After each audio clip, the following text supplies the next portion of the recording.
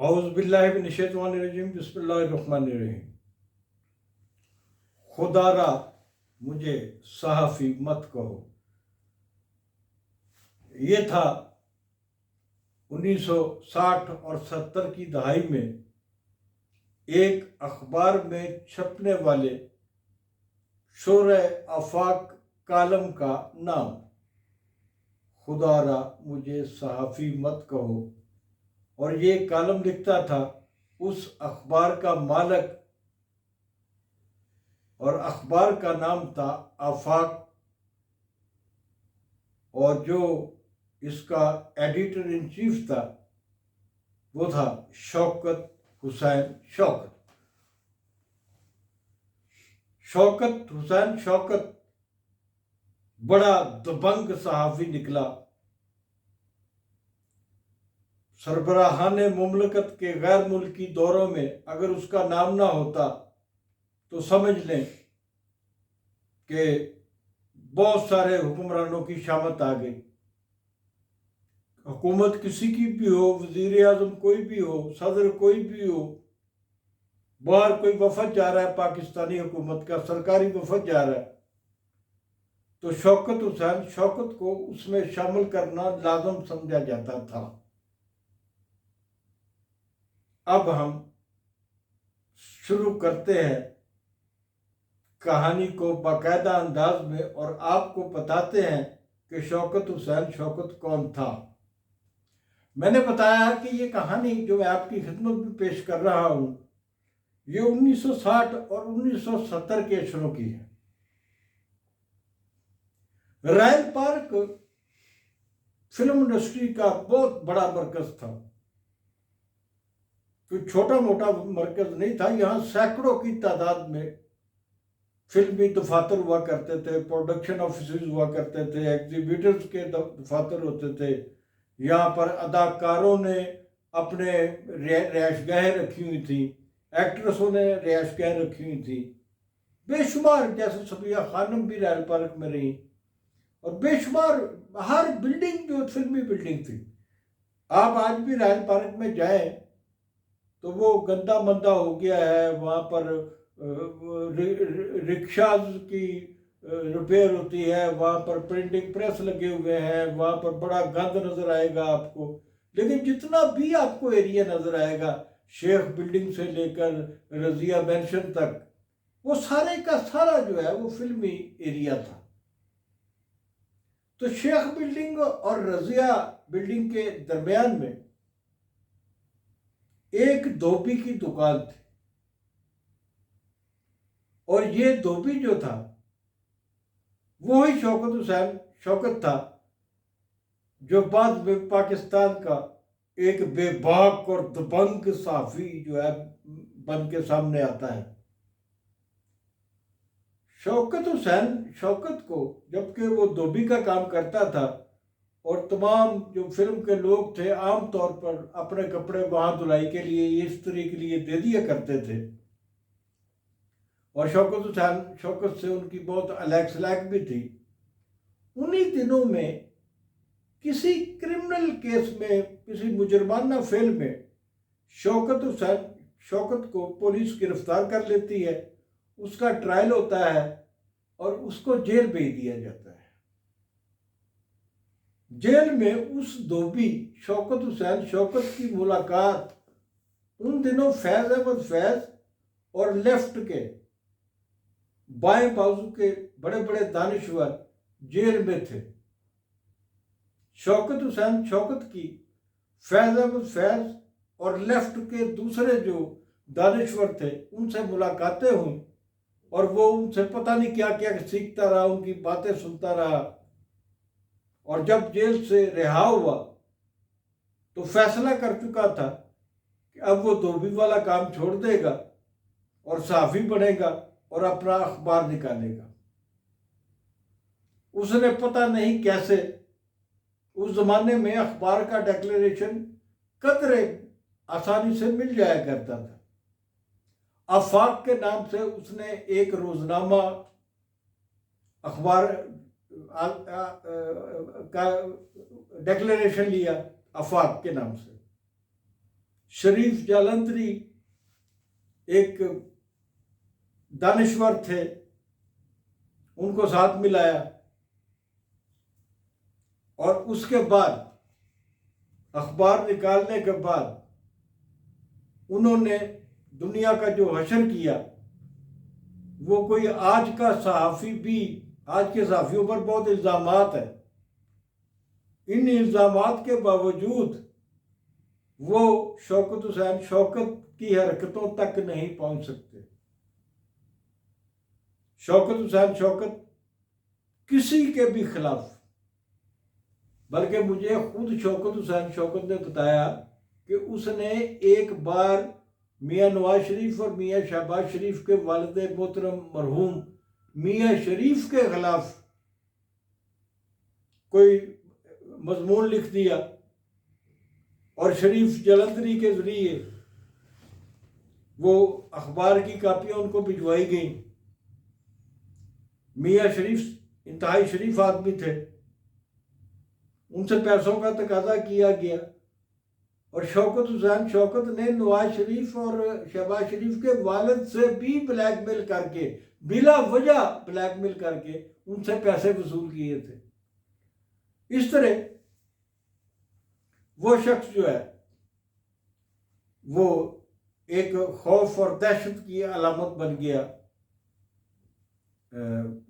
पूरी अखबारी दुनिया में और पूरी अपनी सोसाइटी में, हर जगह, हर अदारे में।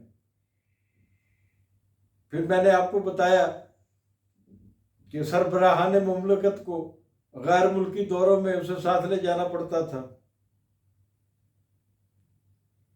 और शौकत हुसैन शौकत ने अपना लिबास हमेशा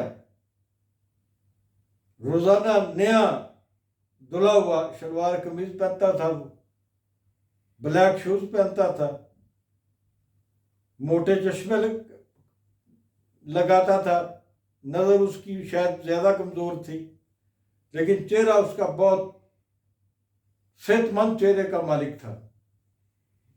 उसकी आंखें हमेशा सुर्ख रहती थी और वो एक अमीर तरीन सहाफ़ी बन गया।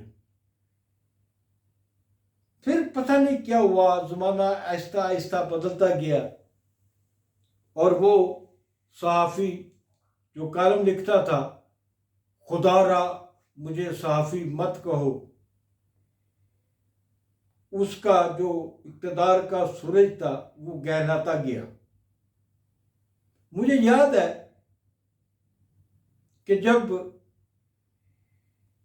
उसका कॉलम सैयद अब्बास अतर मरहूम देखते, कभी उनकी नज़र पड़ जाती, क्योंकि वो हर अदारे में अपने अखबार की कापियाँ भेजता था, तो अब्बास अतर कहते उसको देख के कि खुदारा मुझे सहाफ़ी मत कहो, तो अब्बास अतर कहते वे हरामजादे तेनू सहाफ़ी कहता कौन है।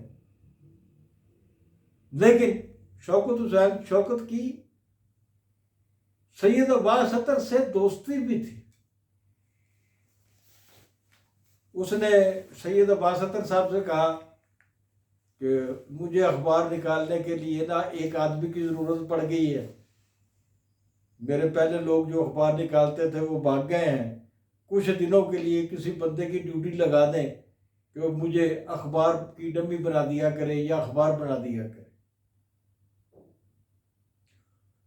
ये काम बदकिस्मती से सैयद अब्बास अतर साहब ने मुझे सौंप दिया कि यार वो शौकत हुसैन शौकत की ना ज़रा मदद कर दिया करो।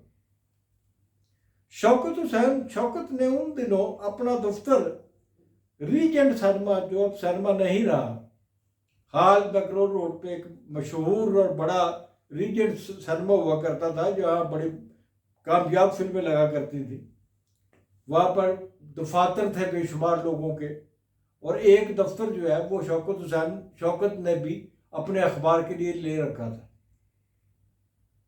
मैं 2-3 दिन वहाँ गया और मैंने कहा यार मैं आता हूँ, ये बंदा अफसर बन के बैठा होता है, एक दो बंदे और वो बैठे होते हैं और ये मैं इसका काम करता हूँ और इसकी शोहरत बड़ी गंदी है और मुझे शाह साहब ने किस काम पे लगा दिया है, मुझे जान छुड़ानी चाहिए, इन सब चीज़ों से।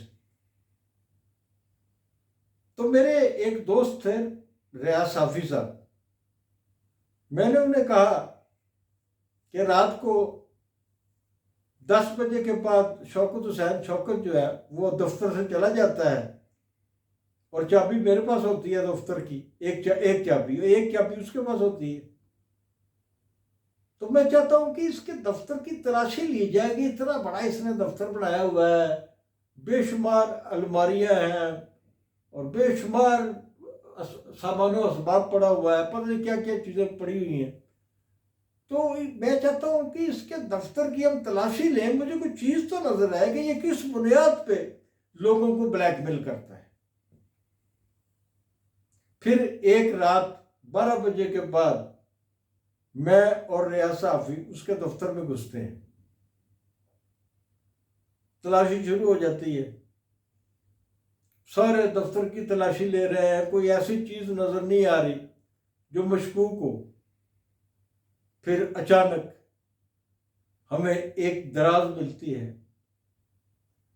उस दराज में सैकड़ों की तादाद में अहम लोगों के फोन नंबर्स की डायरी मौजूद थी, उनके कार्ड्स मौजूद थे, तारफी कार्ड्स मौजूद थे, बेशुमार खवातीन की तस्वीर मौजूद थी, बाज तस्वीर बरैना हालत में भी बरामद वहां से हमने की।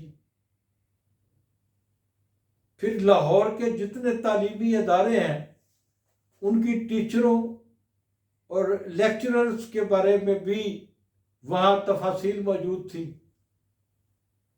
ये सारा सामान हमने एक गठरी में बांधा और हम दोनों वहां से निकल आए, वहां ताला लगा दिया वापस। दूसरे दिन वो सारा सामान मैंने सैयद अब्बास अतर साहब के सामने रखा और कहा कि शाह जी, मैनू जिस गंदे गंदे बंदे दे को तुसी भेजिया कि ਉਹਦੀ मदद कर, ਇਹ ਉਹਦੀ गंदगी ਦੇ सबूत ने, क्या ਤੁਹਾਨੂੰ नहीं सी पता इस गल का? ਤੁਹਾਨੂੰ बहुत पता है और ਤੁਹਾਨੂੰ पता है कि वो लोगों को ब्लैकमेल करता है। ਤੇ ਤੁਸੀਂ ਉੱਥੇ ਮੈਨੂੰ ਭੇਜਿਆ, ਮੇਰੇ ਲਈ ਬੜਾ ਮਸਲਾ ਬਣਾ ਦਿੱਤਾ। मैं ਉੱਥੇ तलाशी ਲਈ है, ਉਹਦੇ गुनाहां ਦੀ पंड, उसके गुनाहों का जो बोझ है, जिस सबूत है, ये मैं इकट्ठे करके लाया हूँ, आपके सामने रख रहा हूँ। तो आप इनको संभाल लें या इसको वापस कर दें, कल से मैं वहां नहीं जाऊंगा। उसके बाद क्या हुआ मुझे पता नहीं, लेकिन शौकत हुसैन शौकत का मुझे फोन कभी नहीं आया।